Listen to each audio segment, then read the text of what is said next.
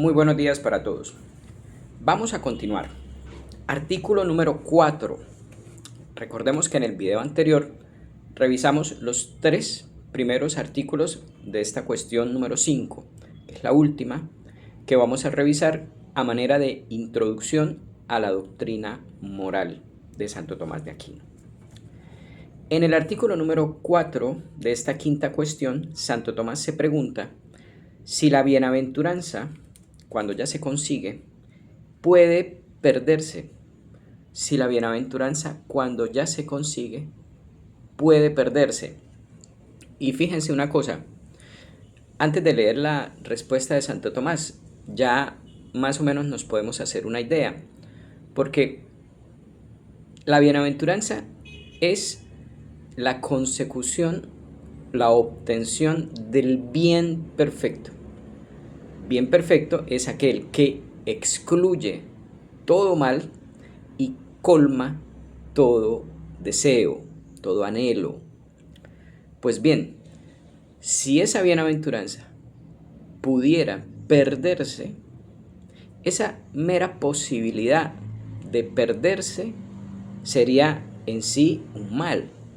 Entonces estaríamos hablando de una bienaventuranza que no excluiría todo mal, porque no excluiría el temor a de pronto volverla a perder. Entonces, esto que debe ser el pensamiento de Santo Tomás, vamos a leer, ya nos permite responder nosotros mismos. Esa es la magia de la familiaridad con los textos de Santo Tomás, y por eso yo siempre les insisto mucho que lean directamente a Santo Tomás. No se queden con los tomistas, por muy excelentes que sean. Sirven, claro que sí, hay que leerlos, claro que sí, claro que sí. Hay tomistas egregios, hay tomistas sobresalientes, buenísimos. El padre Calderón, por ejemplo, que siempre recomiendo, excelente. Pero ningún tomista, por excelente que sea, va a poder reemplazar al propio Santo Tomás. Por eso el consejo siempre será: vayan directamente a los textos de Santo Tomás, perdamos el miedo de familiarizarnos directamente con los textos de Santo Tomás.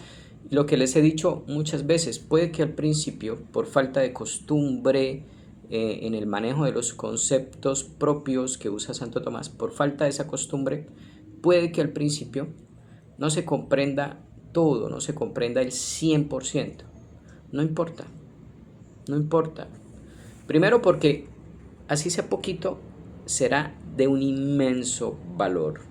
Y segundo porque con el tiempo, con la constancia, se va a comenzar a entender cada vez más, hasta que llegue el punto en el que quizá no lo entendamos todavía del todo, pero sí vamos a poder sacar mucho provecho de los escritos de Santo Tomás, y eso ya será una recompensa más que suficiente, porque en Santo Tomás, en una página de Santo Tomás, se aprende más y mejor que en libros enteros de cualquier otro autor.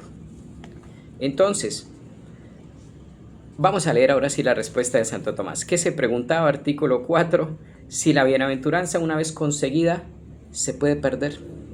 Dice Santo Tomás: si hablamos de la bienaventuranza imperfecta, la que puede tener uno en esta vida, ¿puede el hombre perderla?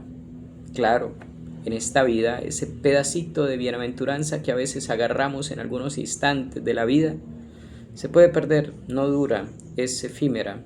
Las felicidades de esta tierra son efímeras, son pasajeras, son inestables, hoy llegan y mañana se van, y además vienen acompañadas también de muchos males. Por eso se llama bienaventuranza imperfecta. Esto es evidente de la felicidad contemplativa, que se pierde por olvido, como la ciencia, que se pierde por una enfermedad o por otras ocupaciones que abstraen al hombre totalmente de la contemplación. Entonces, primero pone Santo Tomás la bienaventuranza que podemos tener en esta vida por el lado de la actividad contemplativa, por el lado de la actividad contemplativa de la verdad. En esta vida nos podemos dedicar, en la medida en que nuestras ocupaciones y responsabilidades lo permitan, nos podemos dedicar a la contemplación de la verdad.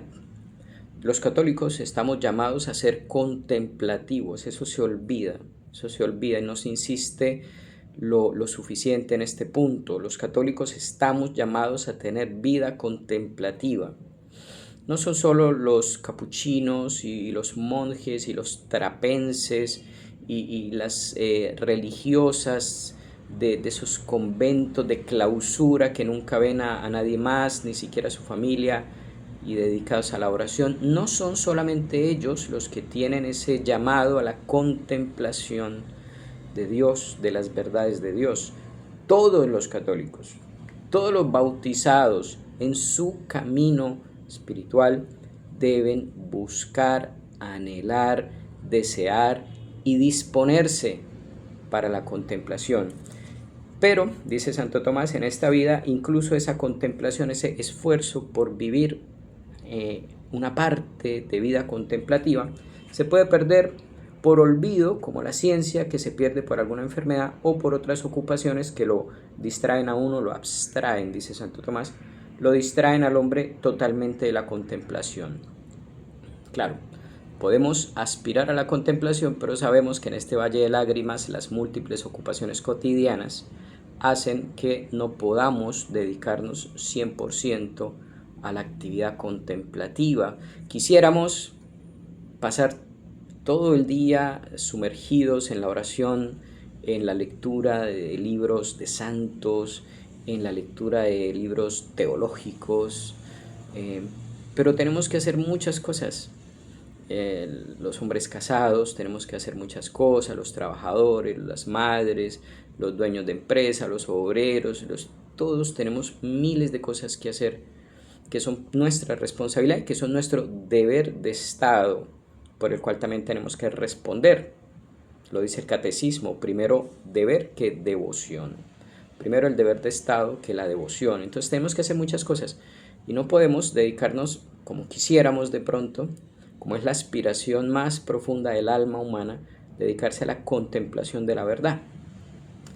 Pero podemos al menos buscar espacios de contemplación durante el día, y por eso siempre los expertos en vida espiritual, los directores espirituales recomiendan tener todos los días 15-20 minutos de oración, de meditación, de lectura sagrada, de la lectura de la Biblia, lectura de algún texto de algún santo, un espacio pequeño en el medio de la bulla y del ajetreo diario, un espacio de oración, de contemplación y de encuentro con Dios para nutrir el alma y para irnos disponiendo a lo que será, en definitiva, el fin último de la vida humana, la plena felicidad, que es la visión contemplativa y amorosa de la esencia de Dios.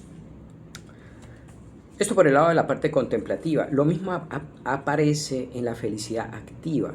La voluntad del hombre puede mudarse de tal manera que abandone la virtud, en cuyo ejercicio consiste principalmente la felicidad.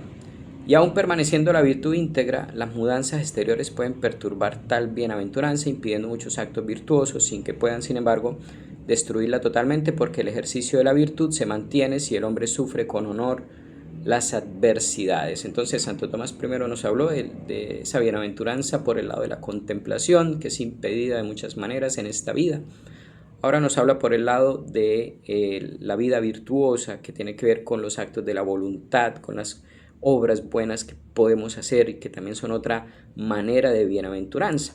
Porque Santo Tomás, siguiendo las ideas de Aristóteles, identifica la bienaventuranza que podemos tener en esta vida con la actuación virtuosa de la persona que actúa virtuosamente, es decir, que actúa ejercitando las distintas virtudes, la prudencia, la justicia, la fortaleza, la templanza y todas las virtudes que se derivan de esas cuatro.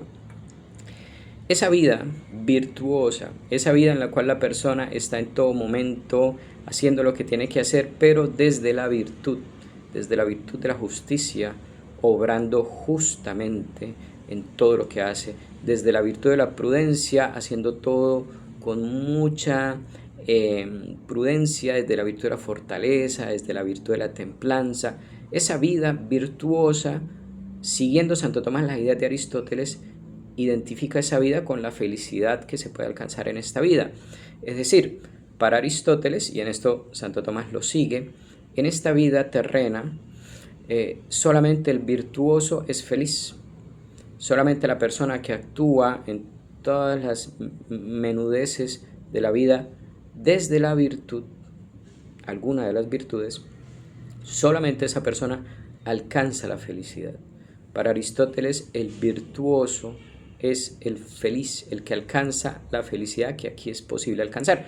Pero nos está diciendo Santo Tomás que incluso esta felicidad, esta bienaventuranza que brota de la actuación virtuosa, también es interrumpida de muchas maneras en esta vida, de tal manera que no podemos estar a toda hora ocupados en obras de virtud, sino que a veces nos vemos distraídos por defectos, por ejemplo, defectos, no somos perfectos, a veces nos ganan más los defectos, las cosas malas de nuestra personalidad que el actuar virtuoso, entonces hay una interrupción de la virtud que corta también esa bienaventuranza.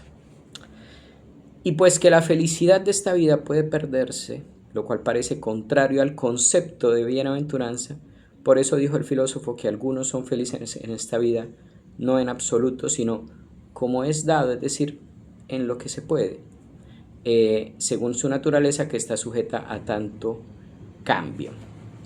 Bien, ¿qué nos está diciendo Santo Tomás acá? La respuesta continúa todavía un poquito más, pero la respuesta es básicamente la que decíamos al principio. ¿Puede perderse la bienaventuranza una vez conseguida la imperfecta de esta vida? Sí, sí, de muchas maneras, por defectos, por olvido, por ocupaciones, por distracciones, por las tareas cotidianas, nos apartamos del gozo de la bienaventuranza y tenemos que dedicarnos a otras cosas. Entonces la bienaventuranza imperfecta que podemos tener en esta vida a ratos se pierde. Sí, claro, se puede perder. De hecho es su característica propia, la inestabilidad.